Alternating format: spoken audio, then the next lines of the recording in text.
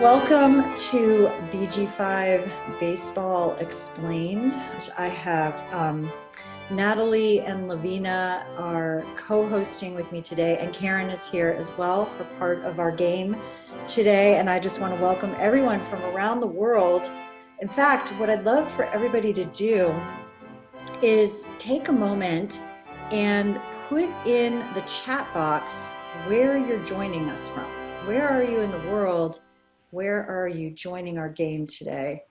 Would love to know. We have a global classroom. Yeah, I see Texas, Italy, Arizona, Colorado, New York, UK, California, Sri Lanka, Wisconsin, Singapore, LA, Chicago, New Jersey, Minneapolis, Malaysia, Ontario, Croatia. Beautiful. Oh my gosh, this is so exciting. More Californias. Welcome, everyone. And, you know, we have a global classroom here at BG5 Business Institute, and we're pretty proud of that fact. We're actually training people around the world in human design for business. We call it career design. And one of the things that is just so beautiful is how we're taking this information, translating it into different languages, and training consultants and practitioners all around the world. So we're so, and Scotland, yeah, we're so fun. Yeah, a couple Scotlands, all right. Belgium, welcome. And just for those of you who are in another country, and you're looking at baseball and you're like, what is this? It's like cricket, just in case for some reason you're like, I don't know what baseball is. It's kind of like the game of cricket. And so that's what we're going to be talking about today, is how do you play this game?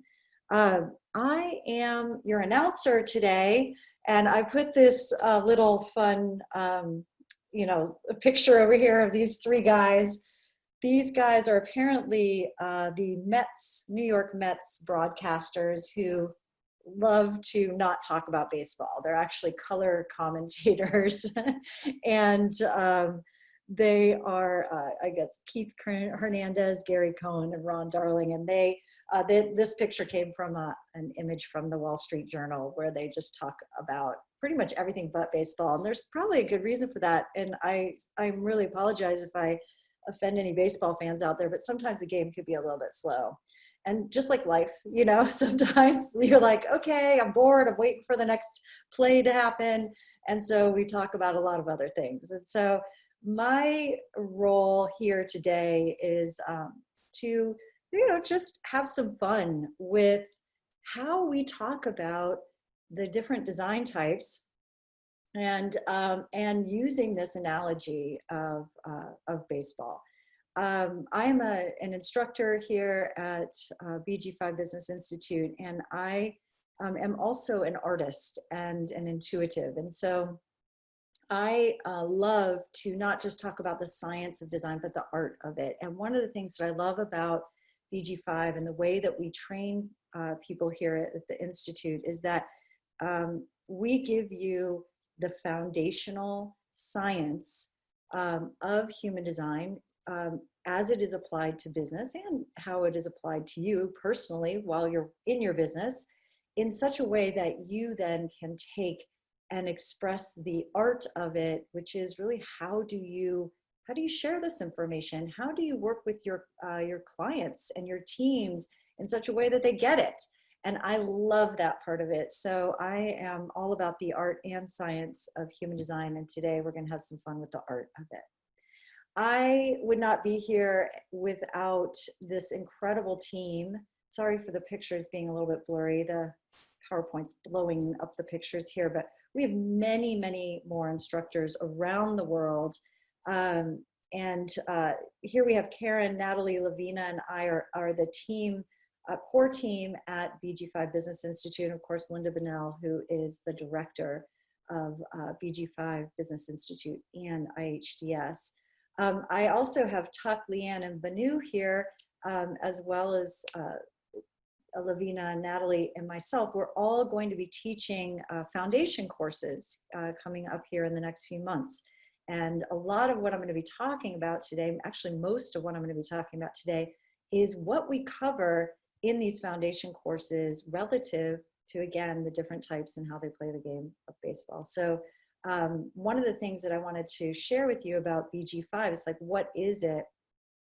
Well, BG5 is, again, the career and business application of human design. And it's a little bit different from the personal application, although there is an overlap, because here in BG5, and BG5 stands for Base Group 5, where we talk about small teams and how people work together. And we look especially at really, what do we all have to do to survive, at least now, in the way the world is set up and has been set up for a while, is how to be successful in the world, how to make money, how to live on purpose, and really share our gifts in the world, and whether that's in large groups, small groups, one-on-one, and what work environment do we work best in, and how do we work best with others. So that is a big focus of the BG5 Business Institute. And what I have found, I'll just say this, the overlap of the personal and the business is that who we are anywhere is who we are everywhere. And so when we begin to learn how to apply our unique career design in our business, it really starts to, we see it overlapping in life all the time. So you might be a part of a family, maybe you're a mother or a father, you're living with extended family. You can start to see when you apply some of the things that we teach in BG5, not only to your own business and your team, but also to your family, and see the overlap. It's really cool. Super supportive. All right, so I mentioned earlier, let's dive in. So is anybody, let's see, oh, we have Japan. Hey, welcome. Okay, so let me see here. I just want to make sure I've got all my notes and everything in the right place. Yes. Okay, so as I mentioned earlier, you might be coming here from around the world, and that baseball, the game of baseball here in the US, is the same essentially as cricket. So let's look here at the field for just a moment. And what we have here is the environment. And I want you to think about this. So there's bases here. We have home base, first, second, and third base. We have the pitcher's mound, and we have of course, the players that are on the mound or on the field. And you could think about this environment or the field, you could think of it in terms of a business.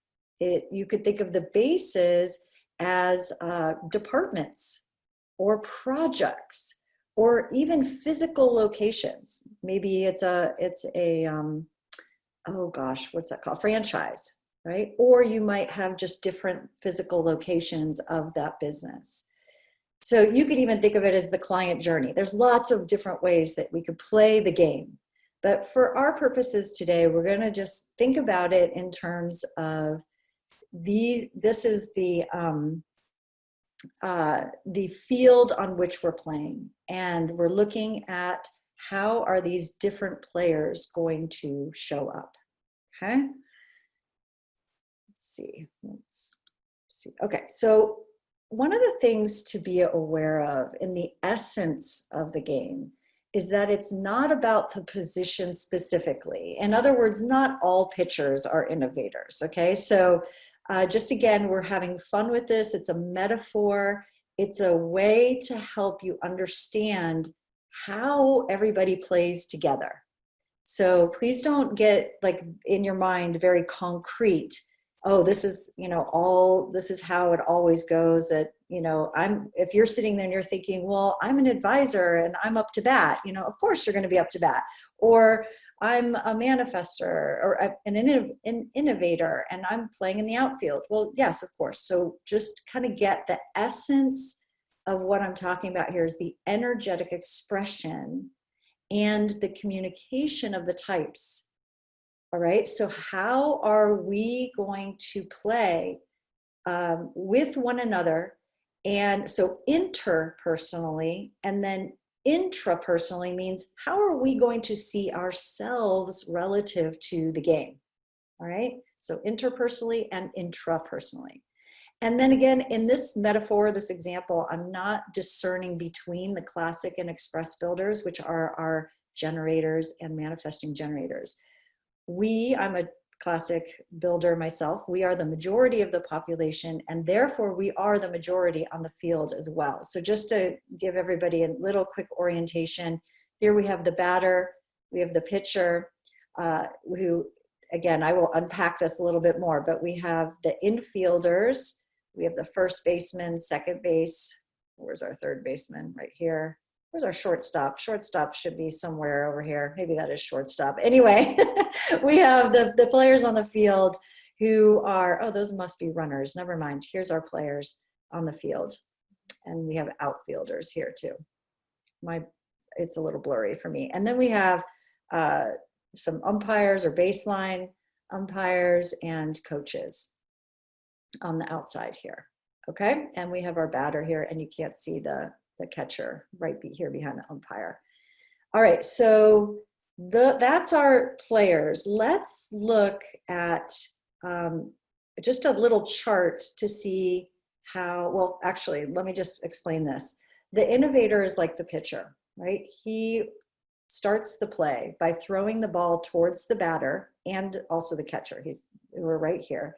And both of the batter and the catcher are builder types. And as I just said, the infielders and the outfielders are also builder types. The coaches, these are the little coach boxes, the coaches both on the bench and near the first and third base are advisors, and our umpire is the evaluator right here. Okay. And if anybody has any questions, or I'm going, if you're having a hard time tracking, let me know. Just pop any questions you have in the chat box. All right, so let's look at this chart. Again, this is in the BG5 Baseball article. You can read it a little bit more in depth, but I'm gonna go over it again here and just expand a little bit more beyond that article and help you to understand again what are the essential things to understand about the players and the game, how we all play and interact with one another, and then how can we expand upon it a little bit more using what we teach in foundation in semester 1 and 2 to understand the game even deeper. All right, so on this chart, thank you, and I want to just say thank you so much to Natalie, who took my original article, and then she's so brilliant at just like putting in all the details. She made this chart. She made it super easy to understand. I love it. She's so great at the details. I am not great at the details, and so she really took this and made it even more beautiful. And then also to Karen for adding in some amazing images into the article too. They're just so good at creating the content for our courses and everything. So thank you. All right, so let's look at this. We've got our career type. Whoopsie, hello, hold on a second. Okay, I have a itchy trigger finger there. Okay, so we have our career types. We have the innovator, which is the same as the manifester in human design terms. One of the things, let me just pause for a moment and say this. You'll notice that we've changed some of the terminology in BG5 into just slightly different words. These words are words that are a little more, for lack of a better way of saying it, like practical, a little bit more quote unquote businessy. That said, they are still words and descriptions that are from the source materials. So these are words and examples that Ra used to describe the different human design types. And what we did was let's look at if we were to change some of the terminology to make it even more into those practical applications, so that not only could people understand it more, but that it could be used in business in a little bit different way. So that's why we have the names are slightly different here. And I will do my best to let you know what the human design terminology is one of the things that we do in the foundation course is to really lay it out so that you can see, if you have training in human design, what is the terminology that we use in the business terminology. And so you'll hear me using terms interchangeably. All right, so the innovator in our baseball position here is the pitcher. They're about 8% of the population. And their role in the game is to initiate action. Their nonverbal presence, or their aura, is closed and protective. And their personal interaction style is to inform before they act. And the key indicators of being on or off track are anger and peace. So we'll talk a little bit more about this, but this is something we cover extensively in the foundation course. What do we mean by all of these things, and why are they important? They give us a lot of information about how the different types are going to show up on the field, and how we may look at those types and say, well, you know, I don't understand them. I don't get why I feel this way when I'm with them, or I don't get why they do it this way or that way. You know, that might be different than us. And when we start to understand these very basic pieces of the design, then we can start to understand, pardon me, how it is that we can look at someone and go, I just don't get them. And what's really cool is that when you start to understand how we each show up, not just on the specific roles that we play on the field as I'm describing them here, but also our own subtle and unique way of doing that role, it's really, really cool. So then let's look at the classic and express builders. We are the batters, and the infielders and outfielders. So again, we make up the majority of the field, if you will. We make up 70% of the population. And our role is to get stuff done. And our nonverbal presence is enveloping and attracting others. We're very magnetic. I'm going to, pardon me, I'm going to unpack these a little bit more individually. I'll go through this a little bit more, but right now I just want to kind of give you the overview, the broad sweeping overview of the different players. Our personal interaction style as classic and express builders is to wait to respond. Many of you, if you've studied human design at all, you'll see that's our strategies, wait to respond. And our key indicators of being off track or on track are frustration and satisfaction. Our third type of player here are the advisors, and these are the projectors in human design terms. Their position in the baseball game is coach, and they're about 21% of the population, and their role is to guide and advise others.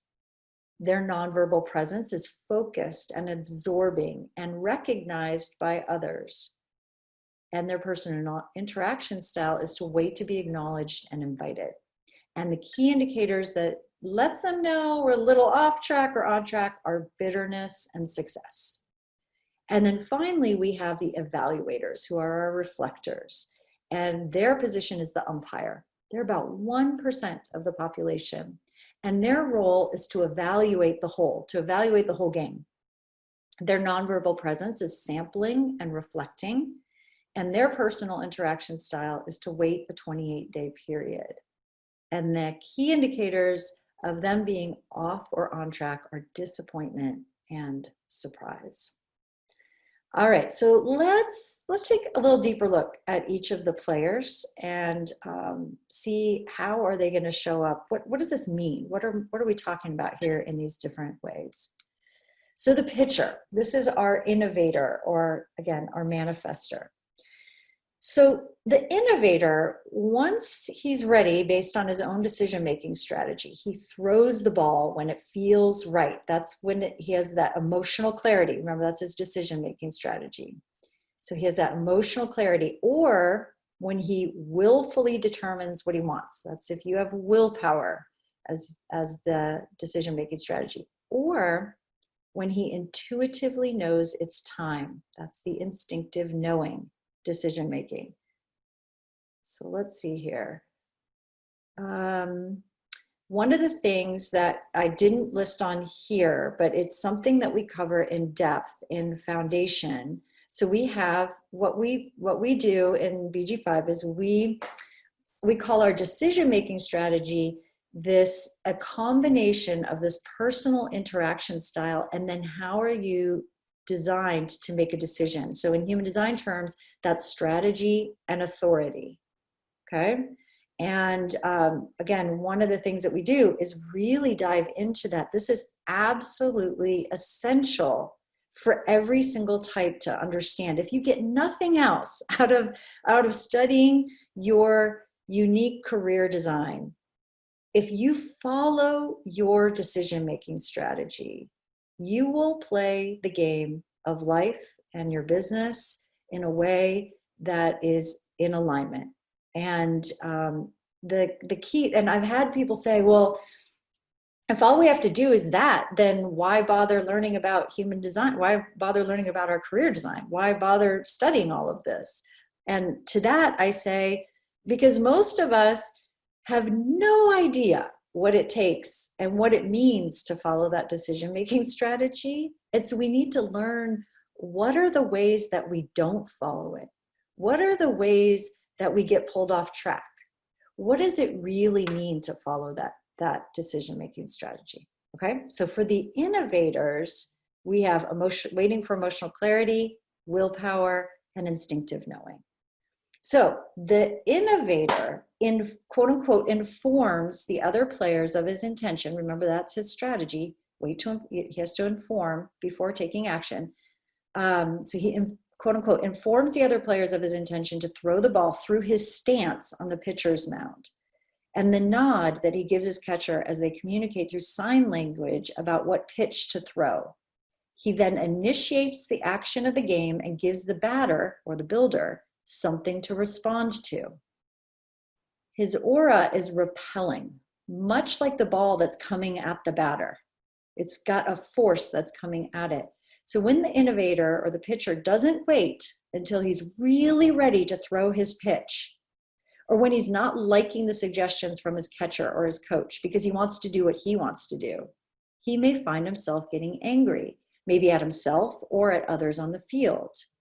Trusting himself and his timing for initiating is essential to feeling a sense of peace within. And this peace within really greatly impacts his accuracy and the effectiveness that he has on the mound. And if you've ever watched baseball, or if you are a pitcher, or you've ever played the game, you'll know that when you watch a pitcher who's in their groove and they are really, the pitcher has to be so focused and really knowing when it's time to throw that ball, because if they don't, they're it may go wild. They may end up just walking. I mean, it's so much of a mental game as much as it is waiting for that energy to be right on. Okay, so let's look at our next player on the field. We have the batter, and again, the fielders, the infielders and outfielders. And these are our classic and express builders. So the batter is a builder here. So let's just play, right? We've got the pitcher has initiated, the innovator has initiated the game. And the batter waits in an active and receptive stance, as do the catcher and the other players on the field. So if you've ever, again, watched baseball or even played it, or even softball, you'll know that they're not just standing there with their hands down, you know, like da-da-da, whatever, and just sitting here waiting, nothing's happening, just looking around. No, they are actively waiting. Their energy is, I'm receptive, I am keeping my eye on the ball, I am ready to play. And so this batter he waits, checking his gut or his energy resource or his feeling, the emotional clarity, for the right time to hit the ball, for the quote unquote right pitch that energetically feels like the one to smack out of the park. And this might take a while. And being patient and waiting for the right pitch is essential. Now, here's the thing. The perfect pitch may not come when he's up to bat, or he might get struck out, both of which are really frustrating, but they're not the end of the world. And if you are a builder type, you know this. We may often feel as though, quote unquote, nothing is really happening for us, but in reality, it's not true. So kind of striking out or not getting a good pitch, or all of those things, like, oh, I never got the right pitch. And sometimes we can sort of feel like, oh, why even bother playing this game anymore? And if you understand that, give me a thumbs up over in the chat box. All right. So the builder, we have an aura that's always drawing balls and things to respond to towards. So he's always bringing these things towards him. Now, if he's wildly swinging at everything that comes his way, and really in this day and age, there are things coming from all directions. I mean, think of your email inbox. Maybe some of you right now are half listening to me and half doing a bunch of other things. And so, because we're builder types, we were like, let's do all these things. But think about how effective that is, right? And if we're wildly swinging at everything that comes our way, we may miss the perfect pitch, just like this batter. So the one intended just for him that will give him this greatest return on his energetic output, which is that home run, right? So it's so interesting, because wildly swinging at anything and not truly waiting for the pitch that most deeply resonates with his gut, or again, for some, waiting for that emotional clarity, and that's the decision-making strategy, right? That's the other piece of this. Not waiting about which pitch feels right, can cause a lot of frustration. And this frustration is an indicator that the builder is off base. And yes, that is a pun. It's a bad one, but I did intend it. And this also means that the batter needs to pause, regroup, and get grounded in his sacral response again in order to respond to the pitch that feels, quote unquote, right. The pitch that will bring a deep sense of satisfaction when the ball and the bat connect and that ball soars into the outfield. Now, let's talk about the infielders and the outfielders, again, who are also builders. They're all waiting in an active and receptive stance as well. Remember, ready to respond to whatever ball comes their way, whether it's from the pitcher or from another player on their team, and especially from the batter. That active and receptive stance is not just a physical action, it's all about energetic awareness and presence in the moment. And some people think that, quote unquote, waiting to respond is a passive activity. And the builder type is at the mercy of having to wait indefinitely.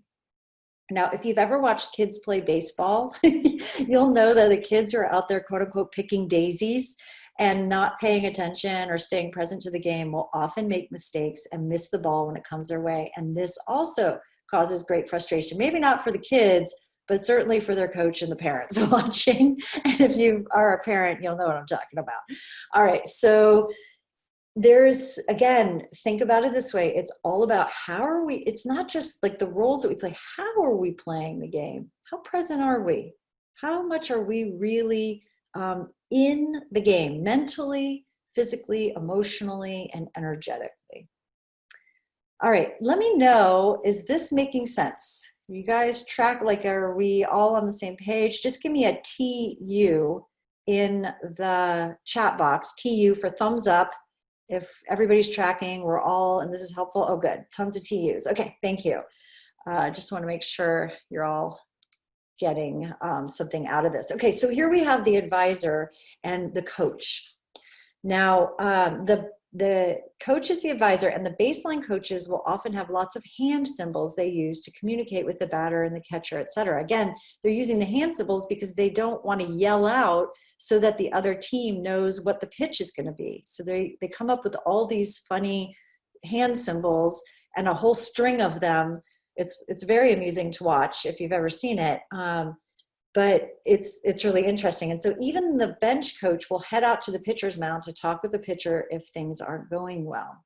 which we see here. We have a little meeting on the mound of what's going on.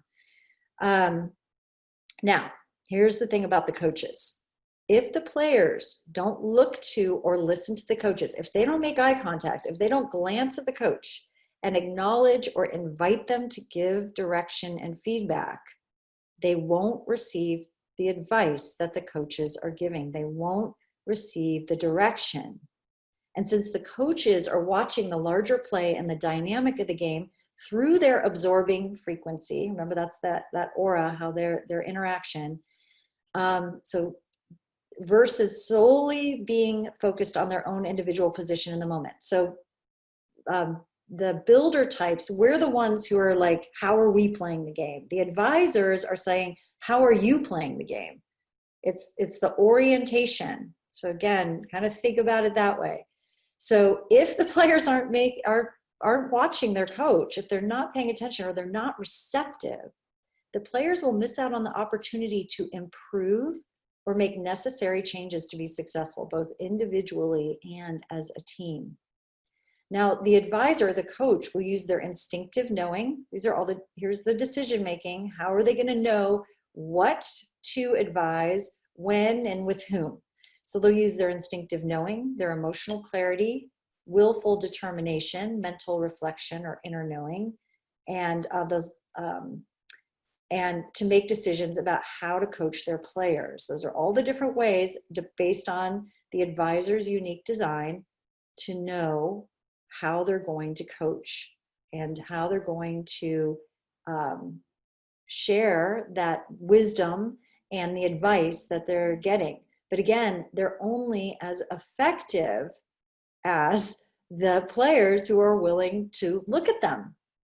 And okay, so what's interesting also about our advisors is that not only do they have the most diverse range of decision-making strategies of all the types, there are also different kinds of advisors, and they can also get derailed by the energy of the game and also the lack of acknowledgement from the players, among other things. And again, remember we were talking about that bitterness.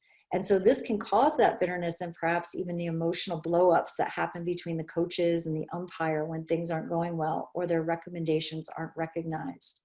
And even, between the coach and the players. Does that mean that the advisor or the coach is a bad coach or that they shouldn't be coached? No, not at all. I call it an artifact of the game. And so again, this is really about understanding, if you're an advisor, how can you best coach others? If you are a player on the field, how can you best receive that coaching so that you can improve your game personally and also, again, as a team? So when the coach is acknowledged, seen, and even invited to impart their wisdom in that big picture view, they feel a deep sense of success and purpose. And that internal sense of success is what allows them to be clear guides for others and give advice and coaching that brings out the best in all the players on the field. Really, really important. Let me just check over here in the chat box. We've got a couple oh yeah, you're welcome. Yeah. Okay, so do the pitchers make coaches bitter a lot? That's a great question, Julie.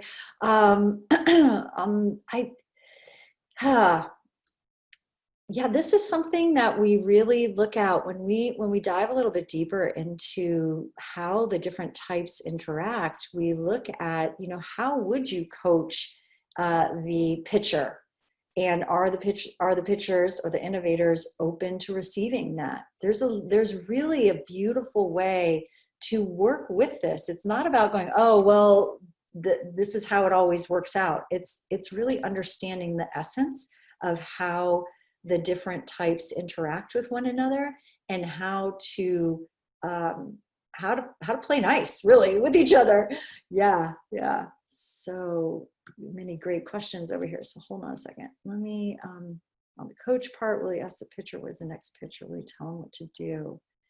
That's a great question. So on the coach's part, will you ask the pitcher, where's the next pitcher? Will you tell him what to do?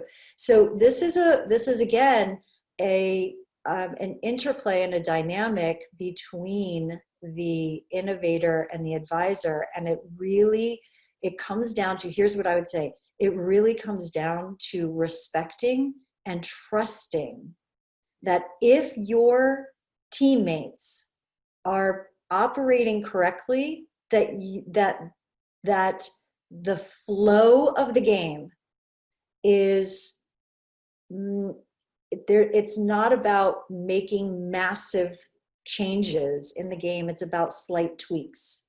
It's really, so that's why it's so important when each of us understand how we operate correctly, and we work on ourselves to operate correctly. The other players don't have to work as hard, if that makes sense. And yet we're here to play with each other. We're here to work on things with each other. And again, this is, what if the players don't listen? Good Lord, Nina, that happens all the time, doesn't it? I mean, the players don't listen. And this is, again, really, why don't they listen? These are the questions that we look at. It's like, why are we not listening? And so much of that comes down to the dynamics and the interaction. And here's one of the things that I think happens and why the players don't listen is that we're operating in our shadows and distractions. We are operating as our not self. And we talk about that a lot in the foundation course. In fact, I'll share a little bit more about that in a few minutes. But yeah, I think is a number one way. The other way is that when we're using our energy incorrectly. So there may be times when the coach is trying to coach and they haven't been invited or acknowledged. And so that dynamic can get amplified in that scene and then just causes more frustration. Yeah. And the coach's job is to know when the pitcher needs a break and to be taken out or relieved, right? Or when another pitcher's abilities work best at that stage of the game. Exactly, LR. That is perfect. Yeah. So what you're teaching would apply to business as much as to living together as humanity as well. Absolutely. Absolutely. This is exactly, it's all of it. It's not just about business. It is how we live and work and play together as human beings. And when we look at that, that's when we start to look at, like if you go beyond foundation course and go into certification, we start to look at how do you partner with other players? How do you work as a small team? How do you work on large teams and large organizations? We map all of that out through the different courses here at BG5. That's a great question. All right, so let's get to the next one. And Janica's asking if this is going to be, the recording is going to be available. Yes, it is. It is. Okay, so here we have our umpire, or the evaluator, who's also known as the reflector in human design terms. So the umpire is gauging the entirety of the game, the fairness of play, which ultimately includes the energy and dynamics between the players, between the coaches, and how everyone is doing on the field. They sample, quote unquote, sample the energy and make calls based on what they see, feel, and perceive at the energetic level. Let me pause for one moment here and just say this. This is what I have been teaching and talking about for years. We communicate energetically first and foremost. You can think of your career design as a map of your energy. It also shows us how our energy flows and how we process things mentally, emotionally, physically, through our design. But it's all about energy. And so when we're looking at our evaluators, they're really attuned to the energy on the field. Okay, pardon me. When the baseball umpire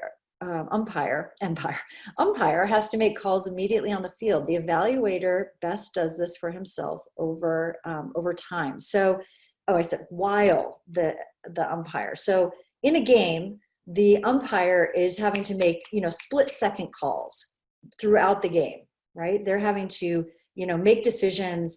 But again, they're taking in the entire game. They are seeing all of the things that are happening in the game and then making those split-second decisions based on that.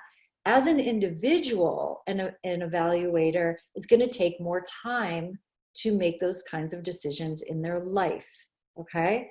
And that is where I say it's approximately 28 days, kind of follows the lunar cycle. And again, we talk a lot more about what this means, what that looks like, and in a practical sense in the foundation course. And one might say it takes the umpire several innings to have a real sense for how the game is going and what call or what choice or decision to make about not only the game, but also his own personal life. So I hope that makes sense. I'm kind of blending the two. So when the evaluator umpire is on the field and taking in or sampling that energy of all the other players in the environment during the game, he's very susceptible to being conditioned or influenced by the players, the coaches, and the fans. Now, this is also, on the flip side, paradoxically, what makes him really good at what he does. And this is where we really start to see the magic of our career design, because it's about understanding how we use those open or undefined areas of the design. And an evaluator, I apologize, I don't have pictures of all the different types up here. I was battling PowerPoint and PowerPoint 1, sorry, but we have no defined functions. They have defined traits or gates, but everything is all the functions are white, or centers are white. And so they're taking in that information, and wherever we have undefined areas in our design, regardless of our type, that's where we are going to be taking in information from others. It's where we can get distracted and pulled off track as well. But here's what's cool, is that it's also where we make the most money. It's also, it's a synthesis between what we have colored in and what is white. And that's a whole nother discussion, and something that we cover in our profit potential workshops and certification as well. But oh my gosh, there's so much fun stuff here, right? All right, so let's finish up my umpire description here. So in a healthy state, the umpire can walk off the field, go out to nature, be by himself for a while, and release all of that conditioning more easily than the other types can. So having clear boundaries and a conscious awareness of what's really going on during the game will help him not be overwhelmed by others or disappointed in the way the game is going, but rather feel a sense of surprise and wonder at the excitement and the flow of it all. Yeah. All right. I love your comments over there. I love the comments that everybody is sort of putting in the chat box right now. It's really, really good. Okay, so let's talk about the fans. This is the conditioning field. These are the conditioning forces in the world. And again, let's just pull it back out of baseball for just a moment and think about business. This is what's happening in globally. This is what's happening right now. We can look at this right now in terms of what is happening in governments, what's happening with the anti-racism movements. How's that impacting all of us, not just in business, but personally?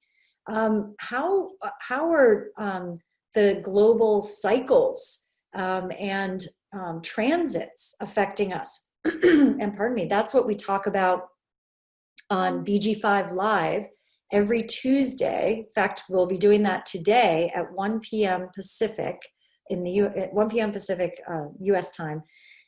We look at the transits and look at the energies that are impacting all of us. Again, this is part of our conditioning field. But right now, like in the game, think of everybody and everything that's in the stands. So the fans could be thought of as the ancestral, social, cultural, and collective emotional and mental conditioning that happens around the players all the time. Just think about that. This is where you were, what we were raised in. This is what we're impacted by all the time. It's the quote unquote white noise that can either support the players on the field through cheering or bring them down through booing or distract them when they're on the field.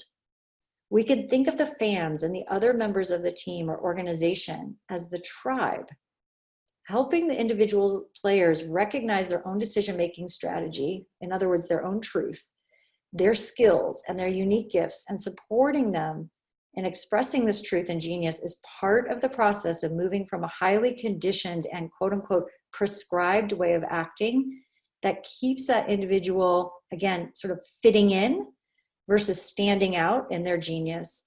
And it really leads to a richer and more purposeful and productive way of living and working, not just for each individual on the team, but for the collective, for everybody that's playing. And even for the fans, because if you think about it, if you've ever watched a sporting event, maybe it's in the Olympics, maybe it's a baseball game, maybe it's football, soccer, European football, which is soccer, the beautiful game. I mean, if you are watching someone who's athletically just in their groove, they are totally in their zone. Just think of what that feels like in your body, and the impact that has on the fans, the inspiration that happens there. So it really, when we really start to look at it this way, it's like, wow, we could change the world by operating correctly. And then once we're a team or a business operating correctly, wow, it's not just about making money. It's about really energetically transforming the planet. That's why we're in business. Honestly, if you're here and you're watching this, while we all, remember what I said, we're all here to play the game. We're all here, we have to, at least the way it's designed right now, we all need money to exchange for goods and services, for food, for our clothing and housing and all of that. And for our growth and our self-growth and to be a contribution. But the thing is that it's also, you're here because you also get, at some level, it's not just about that. Because who cares if you can make a lot of money if you're being a jerk and you're operating incorrectly and you're like creating disturbances on the field?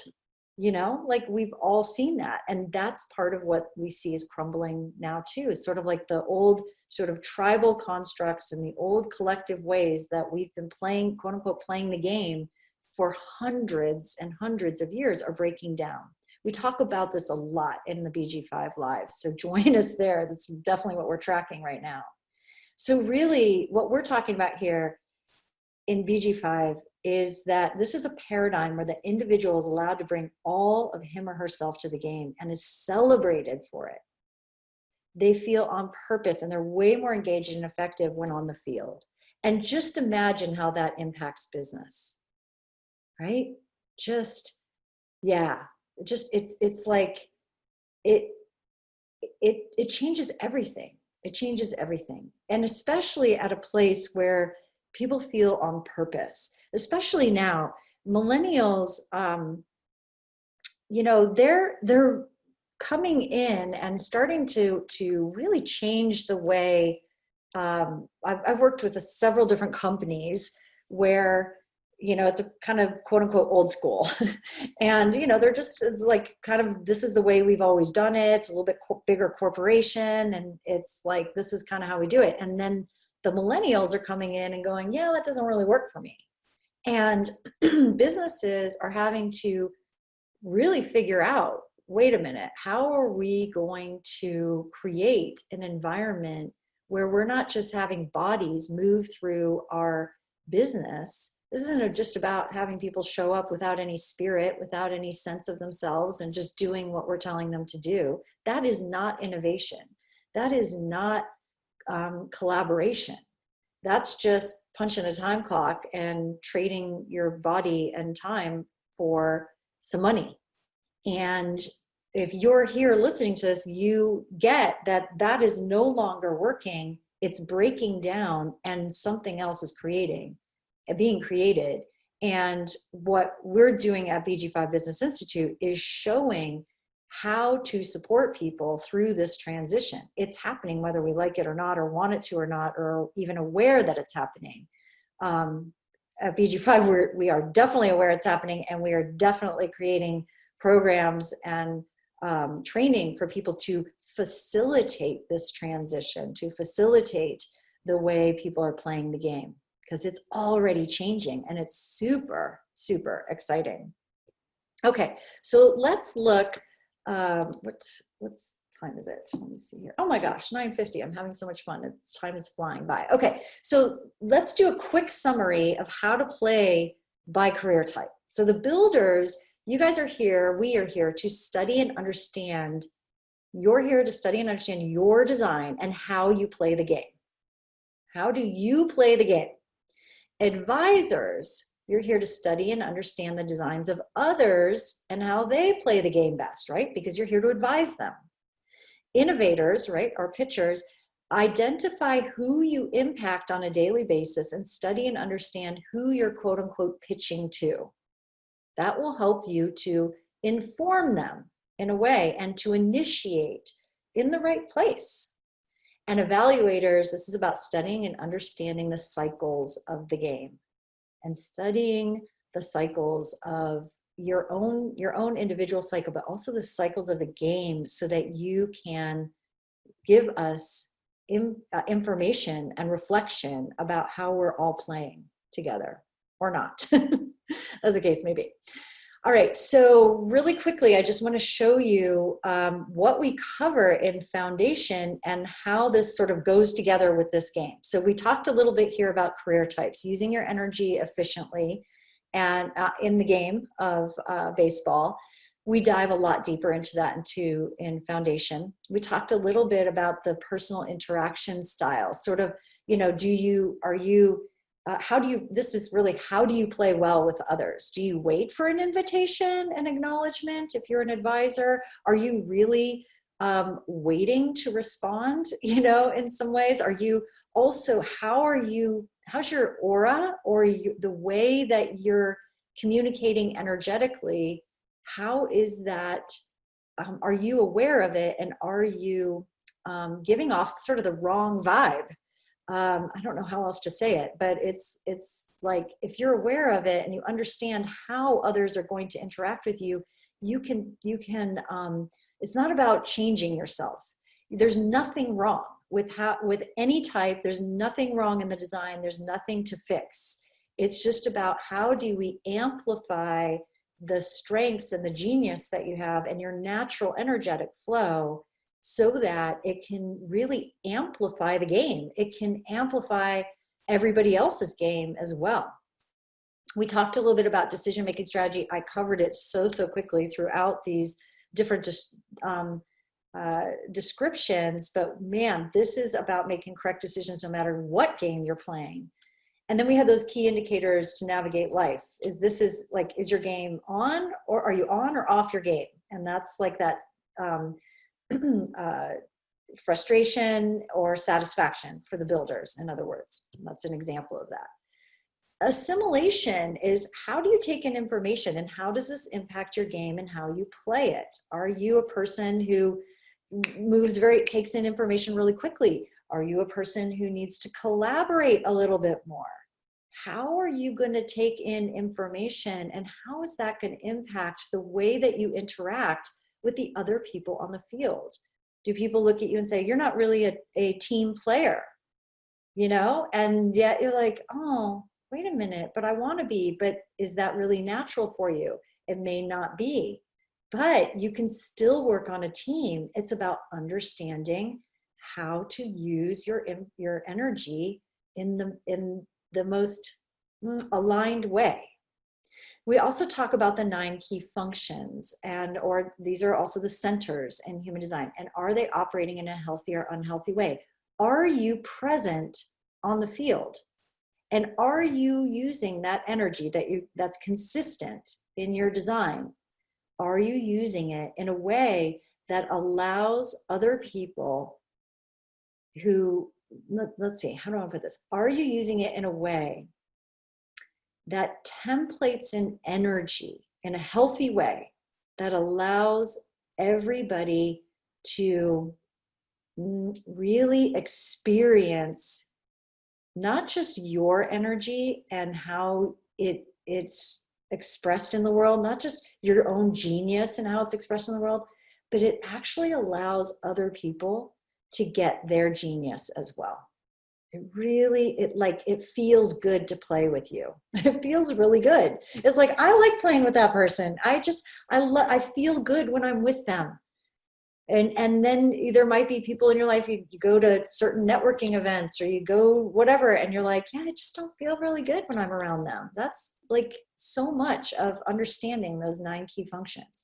Our shadows and distractions, I mentioned those earlier. This is again where that conditioning can happen. Again, from the fans, from the, our collective constructs that we have, from the transits, from the cycles.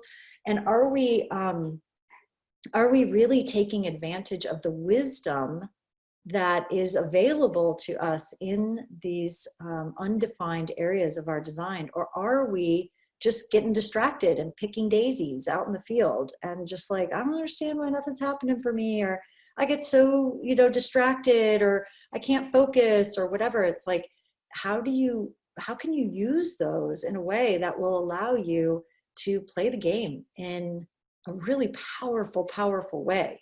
And again, when you start to understand the synthesis between the 9 key functions and those shadows and distractions, oh Lordy, this is where you not only start to operate more correctly, that's where your contracts start to increase in value. You're like one of those players on the field who is getting paid prime, like premium money, not just the like base rate pay, but the premium money, because you're using your energy correctly and you have the wisdom and you're sharing it in a way that only you can. It's really cool. So we look at also the conscious and unconscious aspects of your design. What's really are you aware of, and what are you not aware of, and how can you again use that in order to play really true to yourself and allow your genius to come through. In semester 2 of foundation course, we go on to look at 3 important themes of working with others. How will you impact others on the team? How are you going to share that wisdom that you have? How are you going to share that energy that you have in a way that allows the team to really get it, to get you and what you have to share? We look at the 36 strengths and the 64 traits. These are the contributions of your genius. These are those strengths. These are those bits of genius that are inherent in your design. Which ones do you possess, and how do they help you play effectively? We also look at the 6 qualities of each trait and the imprint that those have. This is like, it starts to take it even a little bit deeper. It's not just looking at the different traits that you have in your design. It's like, and how do you really share those? In what way?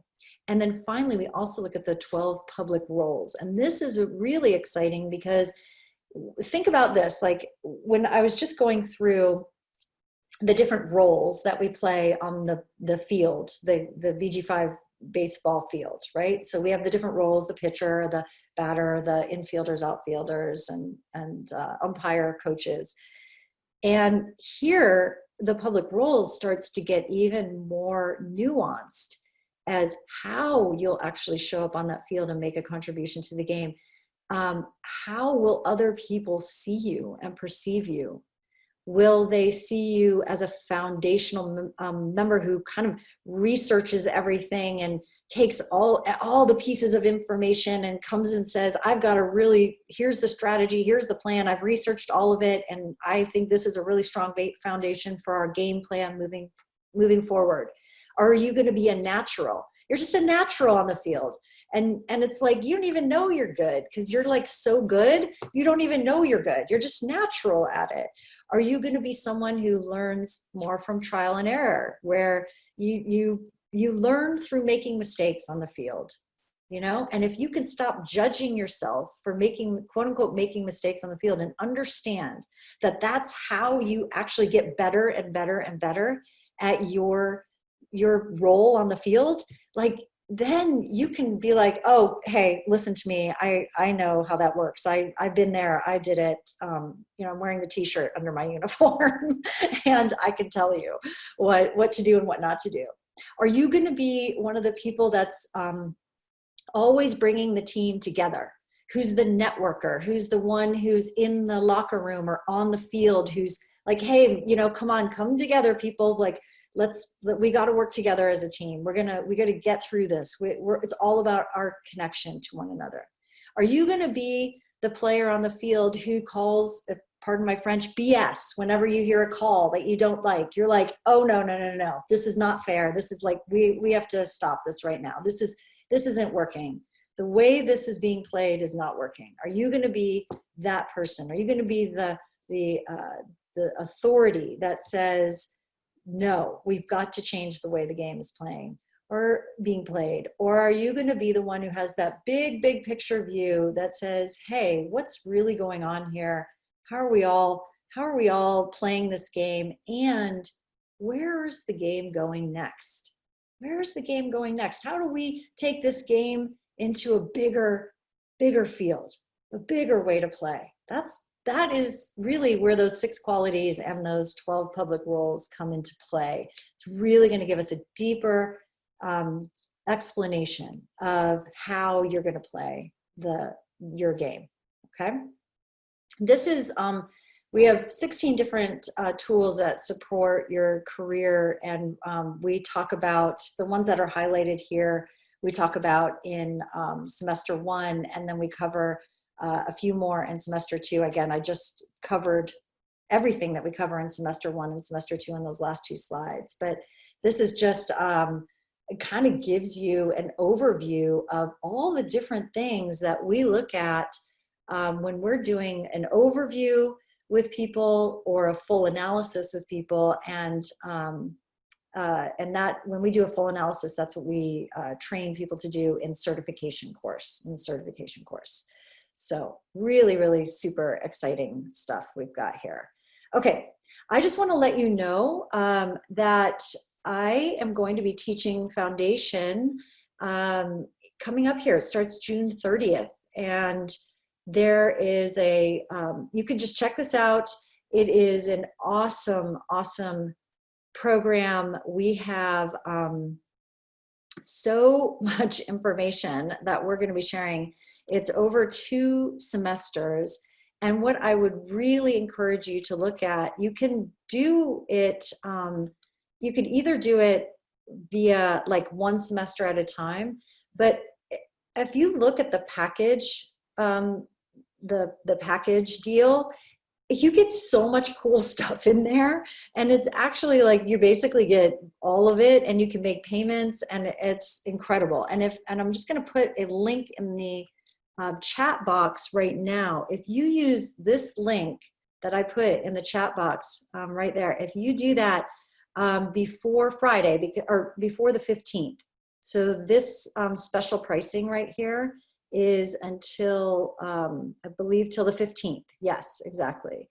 So that looks like the payment plan expires on the 15th.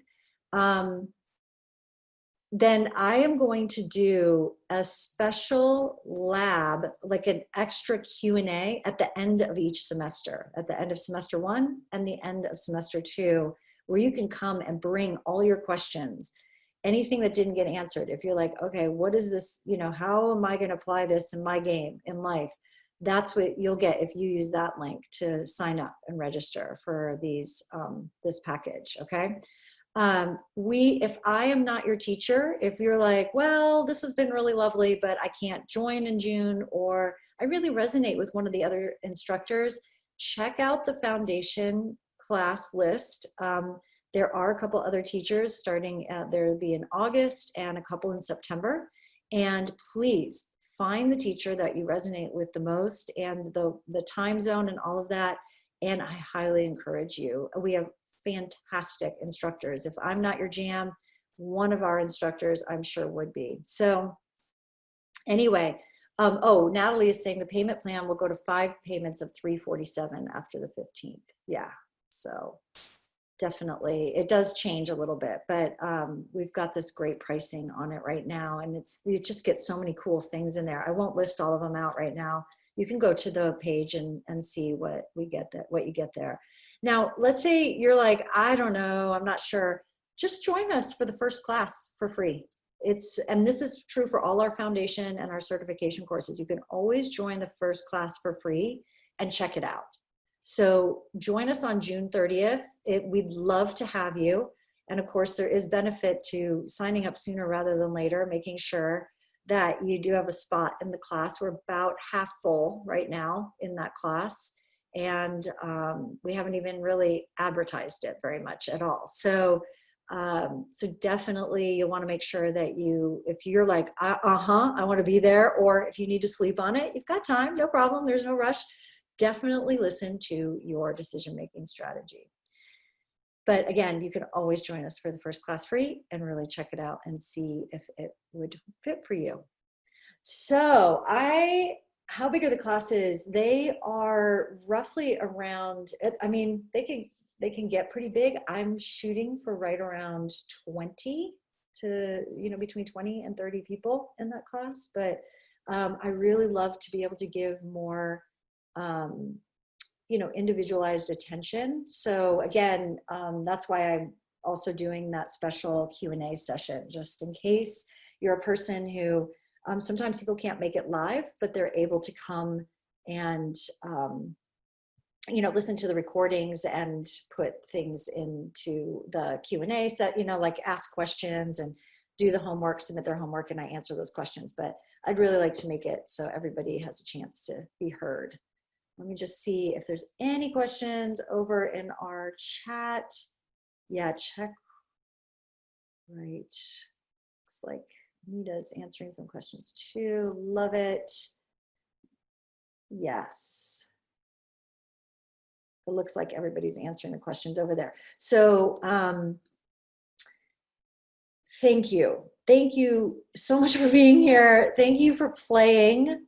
Thank you for all your questions, your ahas, your insights. Is there anything, yes, we will be sending out a recording of this. It will be sent out.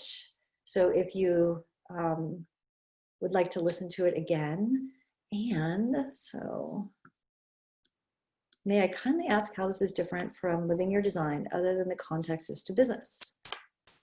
It's a reason for the purpose of the creation of this course. Also, are the terms used to take us away from Ra's original teachings? I love that you're asking this question. Okay, so this is, I have not taken Living Your Design, so I can't speak to that specifically. But what I can say is that the foundation course is the foundation, as I mentioned earlier, I don't know if you were here, Jack, but it's, Jackie, is the science. And BG5 Business Institute is the sister company to IHDS and Jovian Archive. We use Ra's original teachings to teach human design for business. He actually has a lot of information about applying human design for business and making money. And so we have the copyright for all of that information. We're exclusive copyright for all of that information. And so there are a lot of people out there that are talking about teaching human design for business. And what I have seen is that they have maybe half the picture, and it's sort of watered down and diluted. So we are actually using Ra's original teachings. And may I add something first? Yes, please, go right ahead, Natalie. This is Natalie. So Jacques or Jack, or I don't know. Actually, Ra himself taught BG5. So he created BG5 for it to be spread in a broader sense around the world, and that all people on the planet can, use this information. So, and Roy himself also, he taught it 3 times, BG5, and then he said, well, now it's up to you. So to Open Archive, IHDS, to create the language that how do you say that, applies better to business, right? So he actually initiated this to be so that a BG5 Business Institute eventually would be created. So the purpose is that, in essence, not everybody is here in the world to look for enlightenment, so to say, but wants to have a practical life and live according to themselves, or be themselves, or authentically, right? So that's why he put it out there for everybody to Thank you, Natalie. Thank you. And Victoria says he threw the pitch. Yes, Ra threw the pitch and we answered. Yes. We're batting it out of the park. Mohammed asks, if I decide to start in September, am I going to have a special offer? I can't promise that. So Mohammed, each instructor will offer their own special thing that they want to offer for their class. So everybody teaches the same content. So you will absolutely get the same content regardless of who you take it with. But we all have our own style of teaching. We all have our different way. I like to tell stories. I like to share analogies so that people can really understand. There's a lot of science in there, and I like to bridge that gap again between the art and the science. So that special offer, I don't know if one of the other instructors who are teaching it decides that they would like to do a Q&A sessions, then they may do that as well. But this one is for me to, I'm offering that. So if you decide to take it with me here at the end of June, that we'll do those 2 special Q&A sessions. I hope that answered your question. Yeah. Yeah, and the general offer, like the package deal, is always there. Yes, exactly. And the package has so many cool things. You do get one-on-one when you do the package. You do get a little one-on-one session with us. You also get some extra bonus classes that are fantastic, and you get both semesters. So it's really, really, it's really great. You're welcome. You're welcome. Great questions. Anybody else have any questions about what I shared today, or any questions about the foundation courses or anything else? Does the package deal include both semesters? It sure does. Yes, it does. And that's why it's so cool, because if you look at it and you go, wait a minute, why would I buy the semesters separately? Because it's basically the same price, but you get a bunch of extra cool stuff. So yeah. It's really neat. And you can still do a payment plan. So yeah, exactly. Anything else you'd like to add, Natalie? Anything I left out? Beautiful. Or? I love this. And Chris is a great in metaphors and making it really lively. And so I highly recommend her. She So yeah, I love this. This was a beautiful illustration of how you bring this information to the world. Yeah. Oh, thank you. Yeah, you're welcome, Alan. You're welcome. And again, maybe you're an instructor or a consultant already, or a student at BG5. I know we've had a number of our students like to share that article, because it helps to bring it together.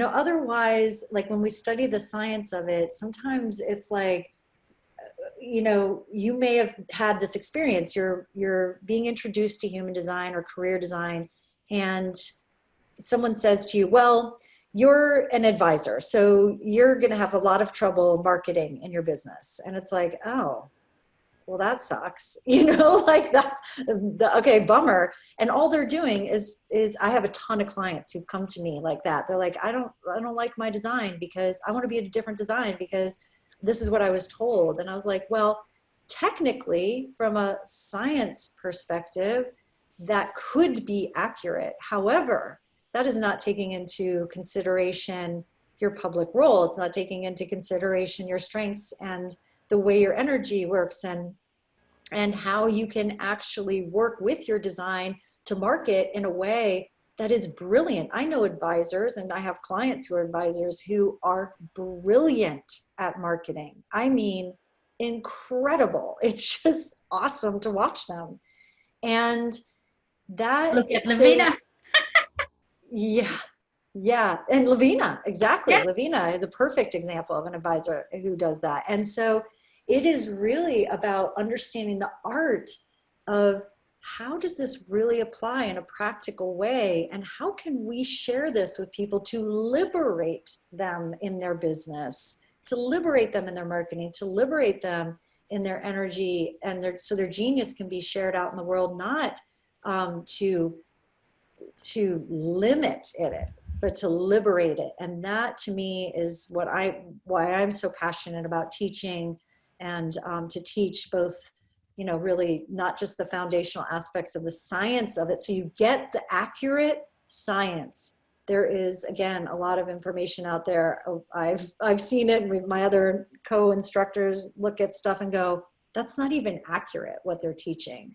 And so a great strong foundation in the science will allow you to express your art in the unique way that you share design with the world. And again, that's what I'm so passionate about here, and what we really are all passionate about here at BG5. Anybody else? Any other questions, thoughts? You're welcome. Yeah. We can always choose what Alan says, we can always choose what we want. It's easy to observe individuals who are not experiencing success. It's an interesting way to understand why. It really is. It really is. And what I have found is that it's really, most of the time, it is not radical changes in a person's life. It's slight tweaks. And the slight tweaks, like I call them little slight clicks on the dial of alignment, can make all the difference in the world. Yeah. You're welcome. You're welcome. All right, everyone. Thank you so much for being here. If you don't have any other questions, I hope to see you, if not in my foundation course, please join us in one of the other foundation courses. Love it. Love it. Oh, I'm an advisor, no business, a retired teacher. Could I use this course to teach others how to function well? Pardon me. Excuse me. You could use the information in this course, not to, this does not certify you to teach it, but you would definitely help you to understand other people in your lives, and I'm sure support them. If you're wanting to become a professional, you could consider doing the certification route, but absolutely, it's a fantastic way to understand yourself and others. And if you're retired and you have family members, you might, also be looking at it in terms of how could you share this with your family? Maybe you have kids or grandkids as well, and how can you help them function well?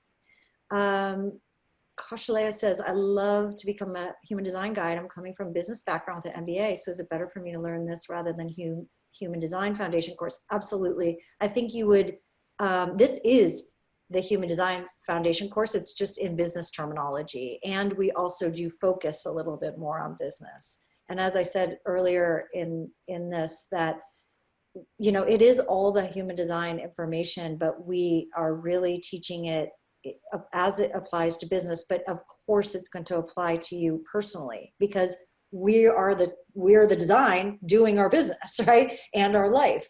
So I learned a lot about myself personally in the foundation course, and also in business. And so with an MBA, you'll especially appreciate the way that we apply, say, the public roles to marketing. Yeah, great metaphor. I still can't get in to sign up. Oh, I wonder what's going on. Yeah, not yeah, sure. huh. Please send an email, Amma, Yeah. because I'm not sure what the problem is here. Yeah, please send an email if you would like to sign up and you're having a hard time. Let us know. We can help you. Yeah. Alan says, is this foundation course a part of the certification curriculum? If you have no other human design training from IHDS or the basics there, then yes, this would be the sort of prerequisite to doing a certification. Is there anything else you'd like to say about that, Natalie? No, totally correct. So to become a BG5 career and business consultant, the foundation course semesters, both 1 and 2, are required, or yeah, the Human Design Foundation, Living Your Design, Ref ABC, Ref Photography. But even for those that have Human Design Foundations, we highly recommend to do the BG5 Foundation, because you get the language, and we actually have Human Design, Living Your Design guides and analysts that really loved to take the foundation course, to have all of this, you know, practical approach that we use in BG5, and also the practical language, which, you know, also contributes a lot to communicating with your clients. Yeah. Yes, exactly. I mean, I use this. So I am, Natalie's a coach as well. We teach, we're instructors here, but we're also coaches and consultants. And I use the information in this and in the further certifications that I have here at BG5 to, you know, help my clients live in alignment with their design. And so it's all of it is great. Again, there's so many people in business who are really wondering how to create a business that is in alignment with them, that would really help them to share their gifts in the world and make money doing it. And that is exactly what we teach here at BG5 Business Institute. And again, all based on Ra's original teachings. So, hey, can you go back, Chris, to the slide where we have the 16 tools? And what is an overview and an analysis? Yeah, this slide. So Maika, I hope I pronounced it right. You are thinking of doing Living Your Design Guide course, but finding this webinar so fascinating. It is. To give you kind of, so if you are a Living Your Design Guide, you can quote unquote coach a group specifically on number 9 and number 10. So define functions and shadows and distractions where you get off track. That's what you do when you are living your design guide. So it's just the basic, you know, just a small bit. Let me put it like this.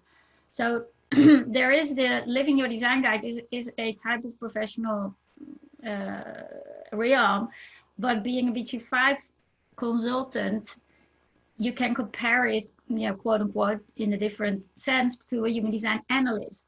So you can, you know, coach somebody, you know, persons, groups, partnerships, etc. That's what you learn in BG5. And so some persons consider the differences between, you know, do I want to become an analyst or a BG5 consultant, and if the language and the practical approach really resonates with you, I really would highly recommend this.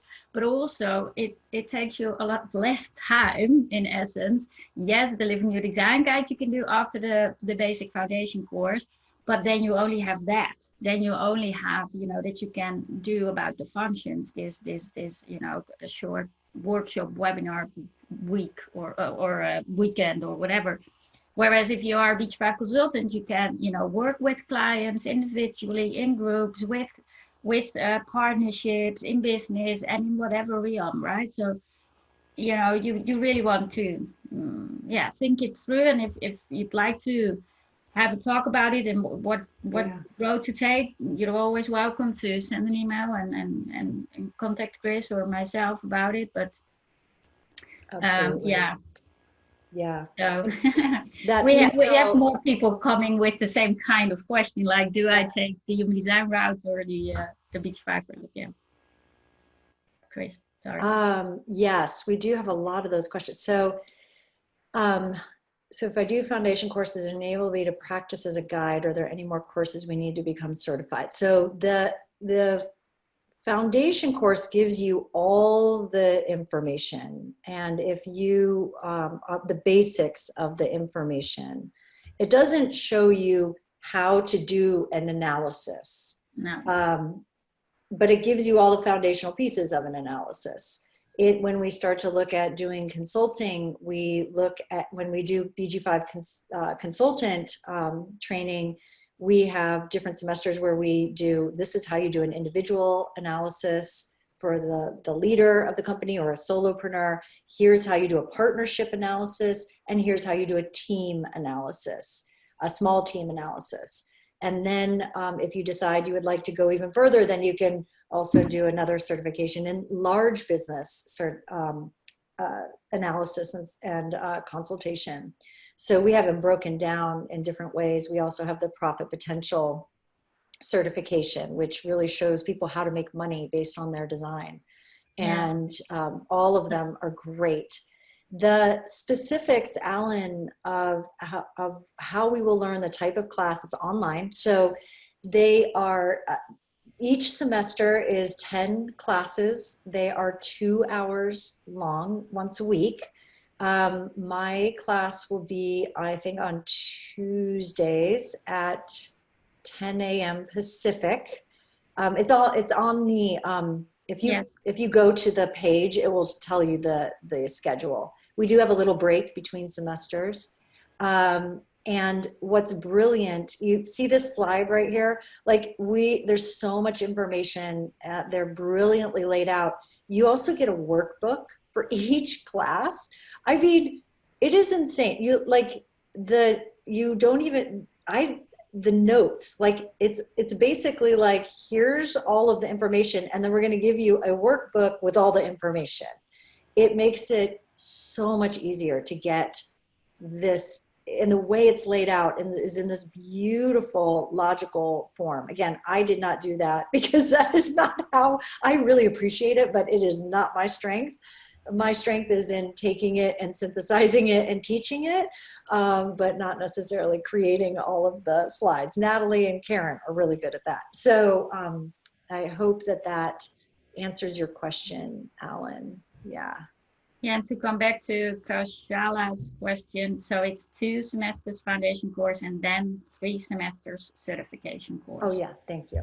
Yeah, so in a year and a half and a bit, you can be a certified consultant. Yes. Yep. Exactly. And it goes by so fast. It goes by so fast.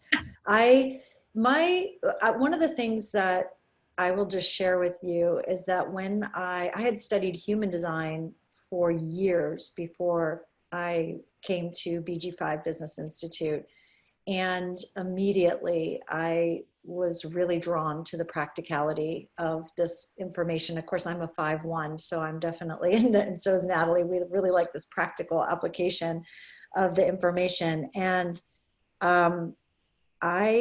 when I committed and I started, I had been doing consulting prior to that, and I realized how much I really didn't, like, I knew a lot, but when I started to really learn it through this format, I saw how much more depth and information there really truly is through foundation and certification. And my business has taken off as a result of having this training and having this background and really understanding this and being able to speak very clearly and coherently about this information. And prior to that, all the studying I'd done and the other teachers that I took outside of BG5, I never had that sense of being able to understand it and speak to it. I haven't taken any classes through IHDS, so I cannot speak to the instruction there, but yeah. It's different. Anyway. Okay. Speak to that. All right. Well, I have another class that I need to get ready to. Kaushala says she's a 512. Would love to have you. And yes, again, we do have foundation classes starting every couple months. So again, if June is not for you, or if I'm not the instructor for you, we definitely have amazing instructors. So please check back or check the schedule. But again, if you would like to join me on June 30th, would love, love, love to have you. And I hope that you found this, whether you're brand new to human design or career design and BG5, or if you've been a student or consultant for a while, I hope that you found this explanation and sort of metaphor, tying it all together, helpful, and that you can use it with your own clients as well. You're welcome, everyone. Have a beautiful day, and hope to see you in class. And if you have any questions, the email that you received, reminding you of this, we will send out the recording. But if you have any questions, just hit reply to that email, and we will make sure that you get your questions answered. Okay? All right. Thank you for being here. Thanks, everyone. Have a beautiful day wherever you are in the world, and hope to see you in class. Take care.